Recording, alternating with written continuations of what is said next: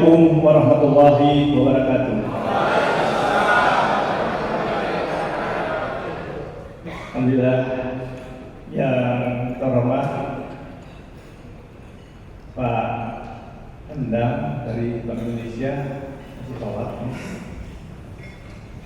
Yang terhormat Kepala BPS. Yang terakhir yang saya cintai, saya banggakan, saudara-saudara saya, para kepala dinas kebudayaan, pariwisata, Kalau kita berbicara pariwisata, maka permasalahan yang kita hadapi tidak jauh. Hampir semua daerah, apalagi kita di kawasan timur. Pertama adalah aksesibilitas. Dan alhamdulillah yang bersyukur karena pemerintah Provinsi Sulawesi Selatan dalam dokumen perencanaan sendiri, seperti yang tadi pagi disampaikan oleh Pak Gubernur, bahwa kita mencoba menyelesaikan semua kendala-kendala infrastruktur yang ada dalam 2-3 tahun mendatang. Mudah-mudahan saja ini menjadi bagian-bagian untuk menyelesaikan persoalan sektor pariwisata yang ada di Sulawesi Selatan. Kita yakin ini karena secara kebijakan nasional Pak Jokowi tiap saat menyampaikan bahwa sektor unggulan yang menjadi prioritas nasional 5 tahun ke depan adalah pariwisata.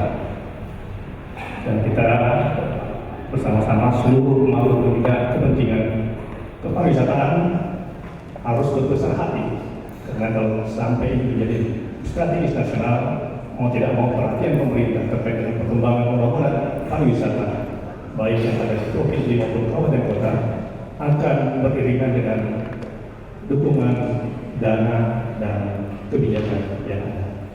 Tidak bisa dipungkiri bahwa sektor pariwisata menjadi salah satu kontributor dari pertumbuhan ekonomi yang ada, walaupun belum menjadi kontributor terbesar dari pertumbuhan ekonomi.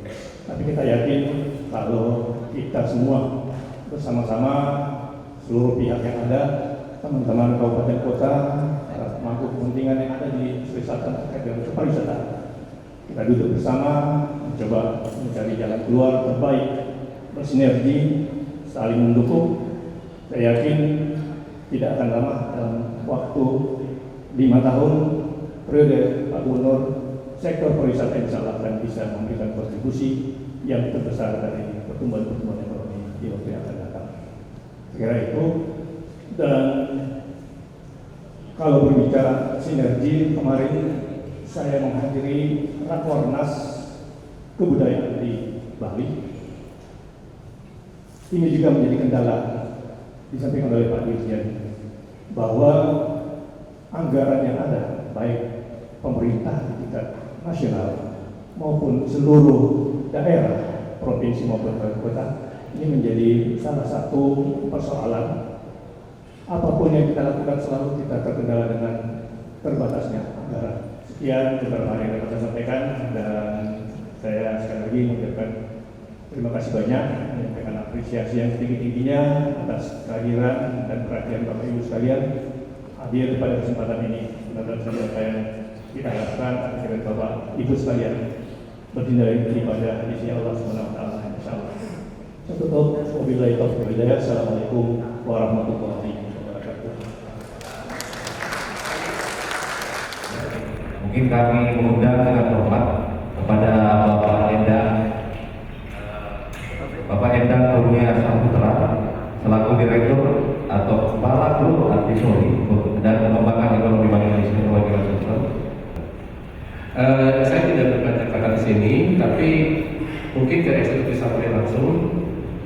Pertama adalah roadmap pariwisata ini merupakan bagian tindak lanjut yang diamanatkan oleh pemerintah provinsi dan kota kabupaten kepada Bank Indonesia untuk menyusun roadmap ini melalui nota kesepahaman nomor 20/1 pada tahun 2018 antara pemerintah provinsi, kabupaten dan kota serta Bank Indonesia. Roadmap ini berisi 3 pilar strategi pencapaian arahan Bappenas terhadap seluruh daerah untuk pengembangan pariwisatanya. Ada 3 pilar strategi di sini. sasaran strategi 1 kita sebut bagaimana kita mengoptimalisasi potensi daerah. Jadi untuk menjadikan, katanya kan Makassar ini dan sekitarnya ingin menjadi kota wisata internasional. Nah, strategi apa yang dilakukan? Kami di Bank Indonesia berpendapat bahwa perlu ada 3 strategi. Pertama adalah tadi sasaran strategi 1 adalah mengoptimalkan potensi. Potensi ini kami survei, ini roadmap ini memang tidak dikerjakan kami sendiri, kami mempunyai konsultan, 2 orang konsultan kami. Kemudian kami juga mengundang para kepala dinas dan stakeholder pariwisata ke Bank Indonesia untuk berbicara. Dan optimalisasi potensi ini bisa antara lain Makassar sudah dikenal dengan wisata kuliner, salah satu dan itu.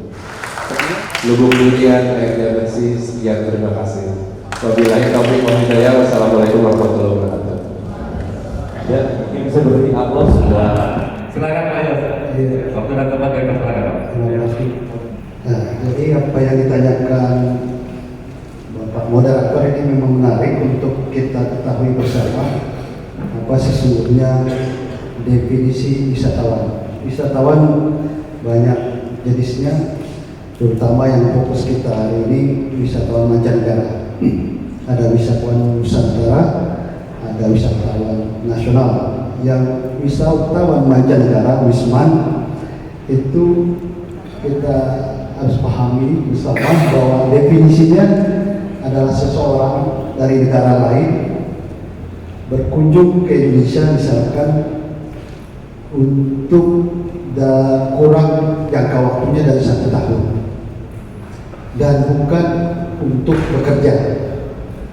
Jadi yang dimaksud dengan wisman adalah tujuannya untuk bisnis, berlibur, mengunjungi teman, belajar, kesehatan, karena keagamaan, belanja.